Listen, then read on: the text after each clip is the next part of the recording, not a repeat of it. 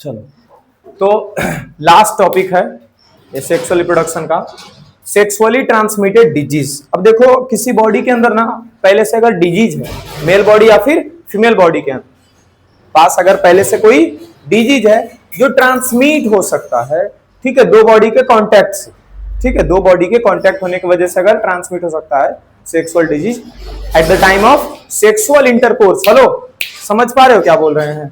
At the time of sexual intercourse अगर दो body के बीच में कोई डिजीज ट्रांसमिट हो सकता है तो उस डिजीज को बोलते हैं सेक्सुअली ट्रांसमिटेड डिजीज। ये दो तरह का होता है, एक तो वायरल इंफेक्शन और एक बैक्टीरियल इंफेक्शन।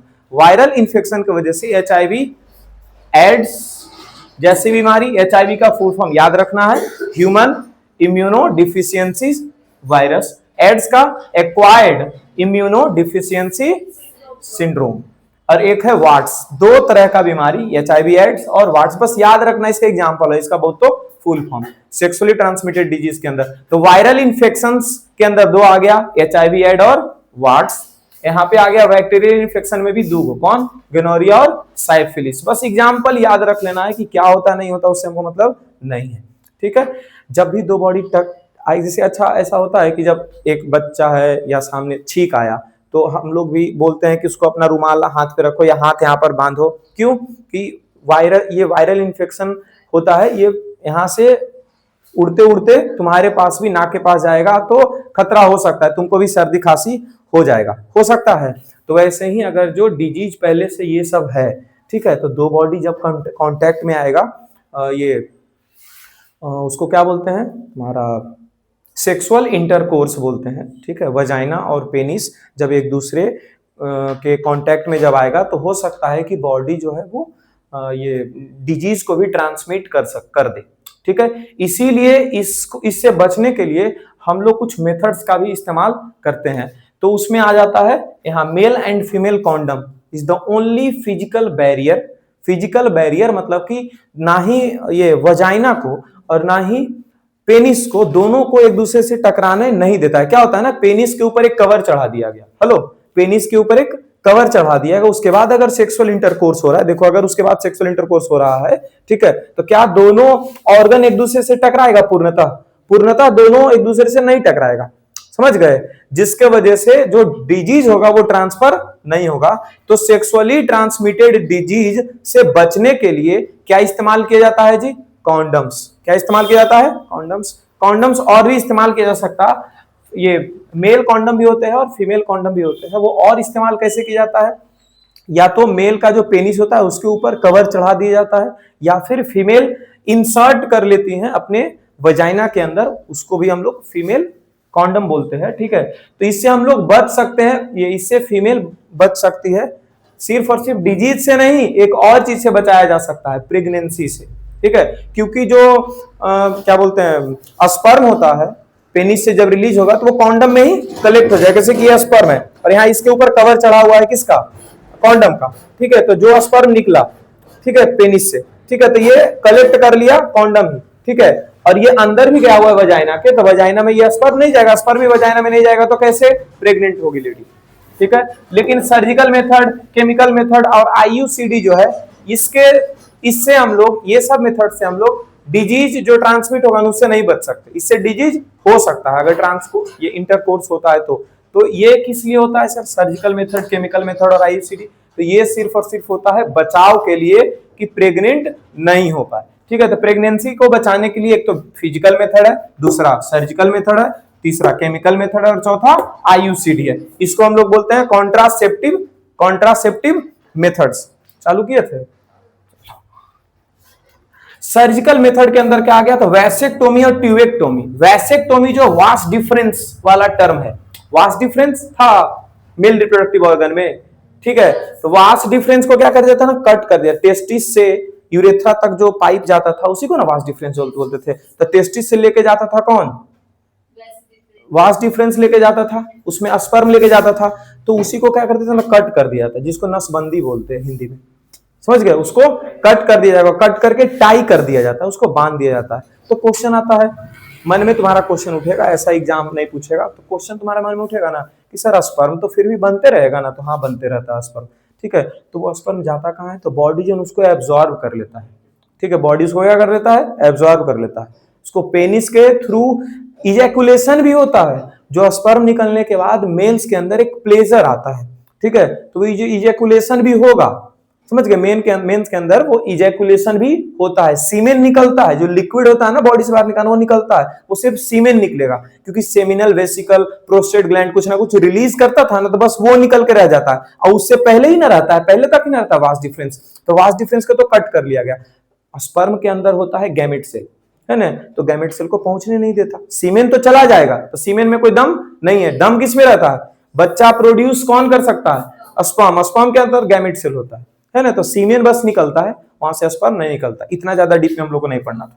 वैसेक्टोमी क्या है, तो वास डिफरेंस को कट करके टाई कर देना, इसी चीज को क्या बोलते हैं, वैसेक्टोमी। सर्जिकल मेथड है, सर्जरी के थ्रू, ऑपरेशन जिसको बोलते हैं उसके थ्रू ये सब होता है, इतना आसान नहीं है कि यहां से लाए वो कैंची लगा काट दिया खत्म हो गया, ये सब चीज है पूरा सर। एक आता है ट्यूबेक्टोमी, ट्यूबेक्टोमी आप फैलोपियन ट्यूब से, ट्यूबेक्टोमी कहां से शब्द आ रहा है, फैलोपियन ट्यूब से, जैसे कि अब ओवरी से ओवम निकला और ओवम कहां जाता है, फैलोपियन ट्यूब में, तो फिर से फैलोपियन ट्यूब को कट कर दिया जाता है और उसको टाई कर दिया जाता है, सील कर दिया जाता है, इसी चीज को हम लोग क्या बोलते हैं, ट्यूबेक्टोमी। तो इन दोनों मदद से, अच्छा ट्यूबेक्टोमी या फिर ये दोनों में से कोई भी एक काम कर ली, एक महिला है उनका ट्यूबेक्टोमी मतलब कि एक सर्जिकल मेथड के थ्रू ट्यूबेक्टोमी किया गया, मतलब कि उनका फैलोपियन ट्यूब को कट करके और बांध दिया गया, तो उसके वजह से अब क्या ओवरी इधर आएगा, नहीं आएगा, तो जब ये ओवरी बोलते हैं, ओवम इधर आएगा, नहीं आएगा, ओवम नहीं आएगा, तो स्पर्म भी अगर यहां तक चला गया तो दोनों का तो मिलना नहीं होगा, फ्यूजन नहीं होगा, तो प्रेगनेंसी से बच सकते हैं कि नहीं बच सकते हैं, बच सकते हैं।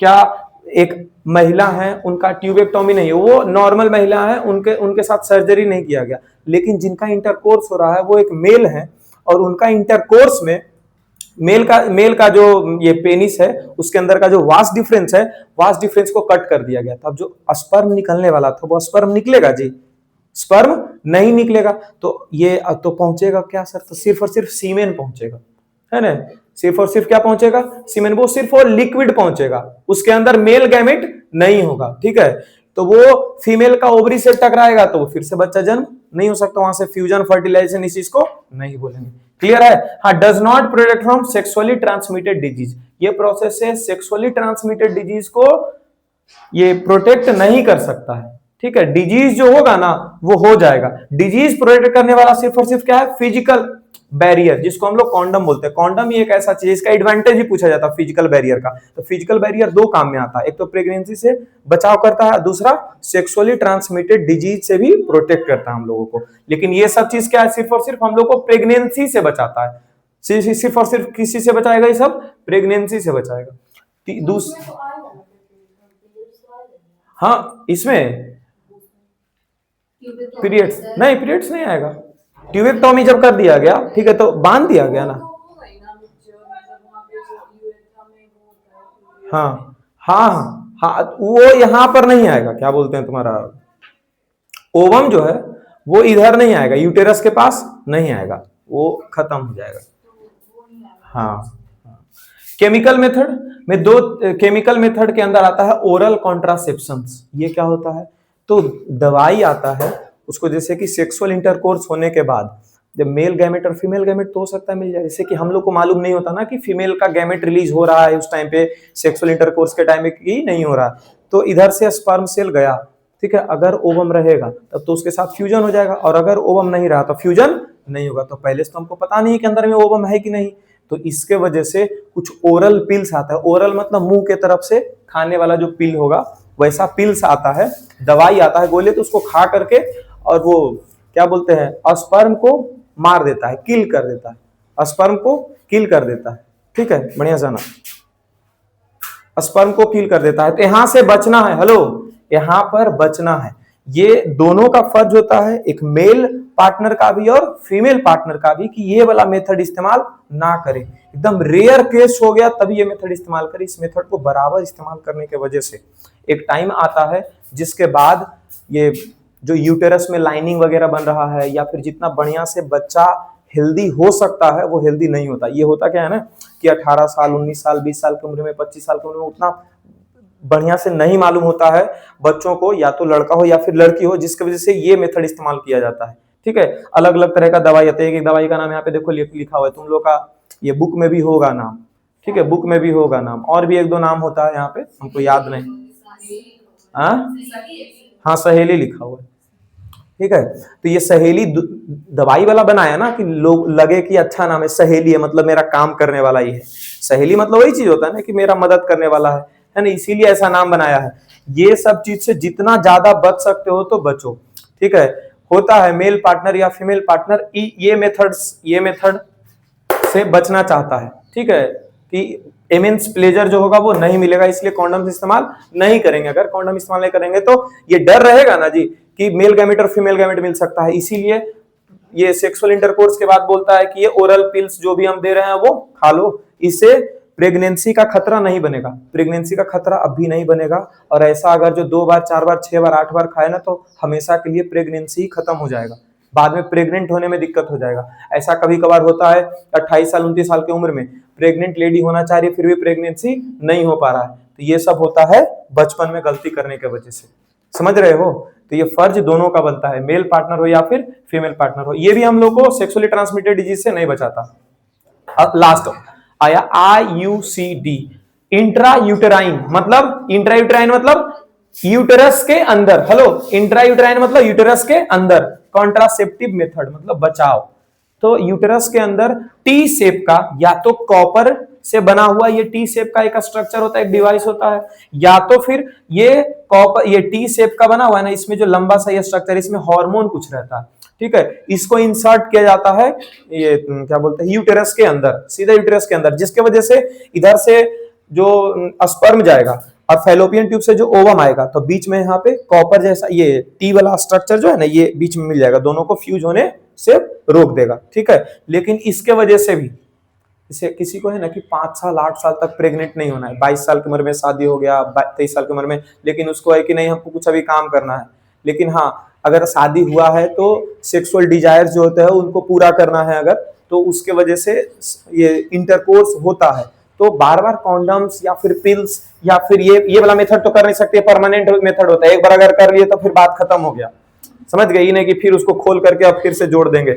ये अगर मेथड किया तो परमानेंट मेथड होता है, ये सब टेम्परेरी मेथड होता है, ये टेम्पररी मेथड है, ठीक है, ये तो टेम्पररी मेथड है, ठीक है, ये भी टेम्पररी मेथड है, लेकिन 2 साल 3 साल 4 साल 6 महीना के लिए टेम्पररी है। 22 साल की उम्र में शादी हुआ नहीं चाहिए हमको, 6 साल तक का बच्चा, ठीक, 6 साल बच्चा हमको नहीं चाहिए, ठीक है, तो ये वाला मेथड इस्तेमाल करके कॉपर टी, नहीं तो फिर कौन सा है, हार्मोनल IUCD बोला जाता है इसको, क्या बोला जाता है, हार्मोनल IUCD, जिसके बीच में हार्मोन रहता है, और ये जो कॉपर से बना हुआ रहता है ये पूरा, इसको कॉपर टी बोला जाता है। ये इंसर्ट कर दिया जाता है यूटेरस के अंदर, ठीक है, जिसके वजह से कुछ दिन तक, 6 महीना 8 महीना तक इंसर्ट, 2 साल 3 साल तक जिसको बच्चा नहीं चाहिए, 6 साल तक बच्चा नहीं चाहिए, तो ऐसा मेथड इस्तेमाल करके और दोनों के फ्यूजन से बच सकता है, फिर इसको निकाला भी जा सकता है। तो इसके भी साइड इफेक्ट्स होते हैं, इसके भी साइड इफेक्ट्स होते हैं और इसके भी साइड इफेक्ट्स होते हैं। इसका तो साइड इफेक्ट कितना गंदा है जो बताए नहीं, साइड इफेक्ट इसका कितना है, हाँ, और इसका साइड इफेक्ट क्या है, इसका साइड इफेक्ट है ईचिंग, ठीक है, इसका साइड इफेक्ट ईचिंग है, स्ट्रेस है, ठीक है, इसका ये जो दोनों है IUCD, ठीक है। तो बेस्ट मेथड कॉन्ट्रासेप्शन का क्या हो गया तुम्हारा, फिजिकल बैरियर, इसीलिए इसका एडवांटेज भी पूछा जाता है। तो एक तो ये फिजिकल बैरियर मेल और फीमेल गैमेट को बचाव से भी बचा भी कर लेता है, और दूसरा क्या है, हम लोग को डिजीज से भी बचा लेता है, ठीक है। बार बार हम इसके ऊपर जोर डाल रहे हैं, ठीक है, कि केमिकल मेथड जो है, ओरल पिल जो है वो नहीं लेना है, ठीक है, जितना ज्यादा इससे बचना है तो बचेंगे, ठीक है। एकदम लास्ट ऑप्शन जब कुछ नहीं बचा तो वैसा ऑप्शन में ही इसको इस्तेमाल किया जाता है, हमेशा ये नहीं कि हर, जैसे एक टाइम आता है, कितना भी बचाओ अपने आप को करोगे, एक टाइम आएगा कि ऐसा ये समय आता है, ठीक है, इसलिए कॉलेज टाइम में या फिर और भी ज्यादा उम्र होता है तो वो समय आता है, ठीक है, इंटरकोर्स का, ठीक है। तो इससे हम जितना ज्यादा बच सकते हैं तो बचेंगे, नहीं तो फिर इसका जो है इफेक्ट तुम्हारा बच्चा पे सीधा 5 साल 7 साल बाद होगा, ठीक है, बच्चा कमजोर होगा, जिसकी वजह से तुम्हारा पूरा जिंदगी कमजोर हो जाएगा। नहीं कमजोर होगा जी, तो बच्चा कमजोर नहीं, कमजोर बच्चा अगर कमजोर हुआ तो उसकी वजह से तुम बराबर परेशान रहोगे, हर बार उसका तबीयत खराब होगा, है होगा तबीयत खराब, तो हर 2 महीना 3 महीना पे, हर 1 महीना पे तुमको डॉक्टर के पास पहुंचना पड़ेगा। क्या बोल रही है रिया, क्या बोल रही है,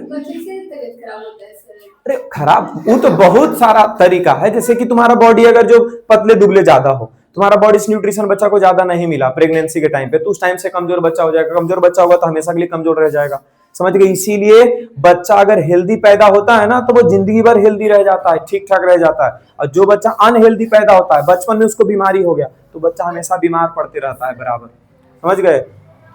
तो खत्म होता है यहाँ पे सेक्सुअली ट्रांसमिटेड डिजीज। जो भी लिखना है जल्दी से लिखो, खत्म कर लेते हैं। लास्ट का एक पोर्शन बचा, उसको हम कल कर ही लेंगे, ठीक है। एकदम इसको आगे नहीं बढ़ने देना है। हाँ, इसीलिए तो ये क्या बोलते हैं, जब बच्चा मदर्स वॉर्म में होता है तो उस टाइम न्यूट्रिशन वाला चीज खाते रहना चाहिए, उसके वजह से तुमको ज्यादा से ज्यादा एनर्जी मिलेगा, ठीक है। तो न्यूट्रिशन वाला चीज खाओगे, फिर भी जो पिछला जो काम किए हो उसके वजह से जो तुम्हारा बॉडी का हार्मोन बिगड़ा है, क्या वो अब सुधारा जा सकता है? तो अब नहीं सुधारा जा सकता है, समझे। इसीलिए इस चीज को तो हम बोल रहे हैं बार बार कि जितना इससे बचा जा सकता है, ठीक है। इसमें 10th में, 11th में, 12th में, कॉलेजेस में इसको बहुत ज्यादा इस्तेमाल करवाया जाता है। ज्यादा इस्तेमाल करवाने वाला रहता कौन है? लड़का लोग ही इस पे प्रेशराइज करता है लड़की को, इसको यूज करो, ठीक है। हाँ, खा लेती है उस, अच्छा सोचो, पता नहीं रहता है, लड़का बोलेगा इसको खाएगा खत्म हो जाएगा। पहला जानते हो जितना पीरियड्स में पेन होता है, इसको इस दवाई के खाने की वजह से क्या होगा ना, जो अंदर में ये तुम्हारा जो पीरियड्स का मेंस्ट्रुअल ब्लड होता है, ठीक है, तो वही ब्लड ये ब्रेक कर देता है ये दवाई जब खाते हो तो फिर वो ब्लड बाहर आ जाता है। अब सोचो तुम्हारा मेंस्ट्रुएशन साइकिल था 10 दिन बाद का, 12 दिन बाद का, और तुम पहले ही मेंस्ट्रुअल ब्लड बाहर करवा लिया अपना ब्लड से, उसके वजह से बॉडी पे कालापन आ जाएगा, चेहरा पर कालापन पड़ जाएगा, ठीक है। जो मतलब कि हेल्दी बॉडी है, ठीक है, अभी ठीक ठाक, मतलब कि लड़की अगर जो ठीक ठाक उसका शरीर है, हेल्दी बॉडी है, बराबर इसको खाने की वजह से उसका शरीर जो है ना, जो होता है ना कमजोर पड़ जाना, शरीर पतला दुबला और होते चले जाना, जितना है उससे और ज्यादा पतला, चेहरा पे कालापन, बराबर बीमारी, ये सब चीज इसके वजह से होता है, ठीक है। और वो एक बार दो बार खाओगे तो तुमको पता भी नहीं चलेगा ये सब चीज, ठीक है। और तुमको अपने में नहीं पता चलेगा, कोई और तुमको देखेगा तब उसको लगेगा कि कुछ गड़बड़ इसके साथ चल रहा है, समझ गए। हाँ, तो अच्छा गार्जियन को तो ये सब पता होता है कि अगर जो कुछ है, गार्जियन साफ साफ नहीं बोलते, गार्जियन हिंट करते हैं कि बेटा तुम संभल जाओ, समझ गए। अगर तुम संभल गए तो ठीक है, और नहीं संभले तो कितना हिंट किया जा सकता है, समझ गए। तो इससे जितना बचाव किया जा सकता है अपने आप को उतना बचाते हैं, क्योंकि लड़का को या फिर लड़की को दोनों उस टाइम में ना बचना होता है, ठीक है। जैसे डर है ना जी कि अगर जो दवाई नहीं खाए तो 25 या 28 दिन में इम्ब्रियो बन के तैयार हो जाएगा, इम्ब्रियो बन गया तो फिर और गड़बड़ है ना। उसके बाद 2 महीना 3, जब सीधा अगर जो सोचो कि अगला साइकिल में मेंस्ट्रुएशन हुआ ही नहीं, तब तो फिर इसका मतलब एम्ब्रियो ठहर गया वहां पे, है ना। तो दिक्कत हो जाएगा, दिमाग में ये चीज जाएगा कि नहीं जाएगा, ठीक है। इसीलिए बच्चे डर जाते हैं उस चीज को लेकर के, और इसके लिए ये वाला पिल्स यूज करते हैं। उससे बढ़िया हम पहले से ये इस्तेमाल करेंगे, ठीक है।